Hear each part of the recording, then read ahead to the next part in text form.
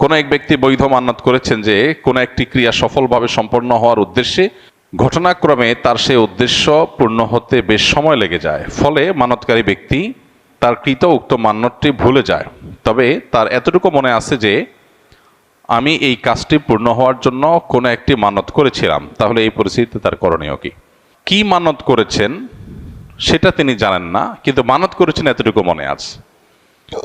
তো যদি যেই চাওয়া পূরণ হওয়ার ভিত্তিতে মানত করেছেন যে আল্লাহ আমার এই জিনিসটা হলে আমি এটা করব, ওইটা যদি পূরণ হয়ে যায় তাহলে তার মানত পুরা করতে হবে।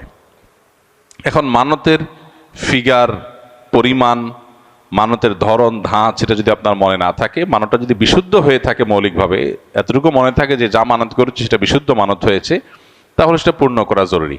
সেক্ষেত্রে আপনার প্রবল সম্ভাবনা, প্রবল ধারণা কোনটা হয় সেই মান্যতটা পূরণ করবেন। আপনার যদি মনে হয় যে আমি 10,000 টাকা গরিব দুঃখীদেরকে দান করব, এরকম নিয়ত করছি বলে মনে হয়, 5,000 টাকা নিয়ত করেছি, তাহলে এমন একটা ফিগার আপনি মানত হিসাবে আদায় করেন, যেটা আদায় করলে আপনার সন্দেহ দূর হয়ে যাবে যে প্রবল ধারণা বা আপনার জোরালো সম্ভাবনা আমি এটা করেছি, সেটা যদি আপনি আঁচ করতে পারেন এবং নির্ধারণ করতে পারেন তাহলে সেটাকে ঠিক করে আপনি মানত পুরা করবেন।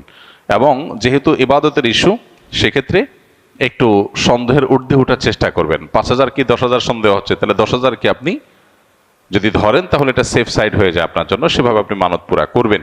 আসুন্নাহ ফাউন্ডেশন, উম্মার স্বার্থে সুন্নাহর সাথে।